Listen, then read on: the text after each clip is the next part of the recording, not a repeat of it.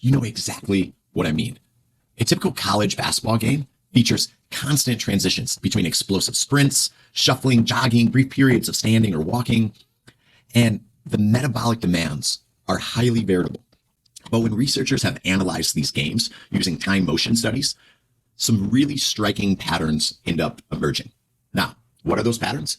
On average, players perform high intensity activities for roughly 15% of total game time. That's it, right? This includes sprints and maximal defensive slides, hard closeouts, right? Rebounding efforts, all of the great things that we love as college coaches and probably as fans as well, right? Those big critical moments. And those moments, they often define the highlight reels and admittedly are the ones that coaches like myself tend to emphasize and love. But here's where it gets interesting. Roughly 85% of the game consist of low to moderate intensity activities. That's your walking, that's your jogging, that's your standing still. Now, I can already hear the skeptics say, well, that means that conditioning doesn't matter as much, right? But that's a very surface level interpretation. The real takeaway is this.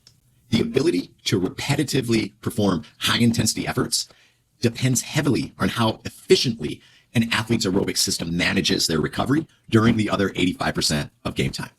So what does that really mean? To put numbers to it, heart rate monitoring during competitive games show that players spend most of their minutes in that 70 to 85% heart rate max range. That's squarely in the aerobic zone or condition like zone work. But whenever they sprint or they jump, their heart rate tends to spike in that anaerobic threshold, that 90% heart rate max, and probably likely even above that. Now, these spikes are brief, but frequent enough, and without adequate recovery, they start to accumulate fatigue that drags down performance over the course of the basketball game.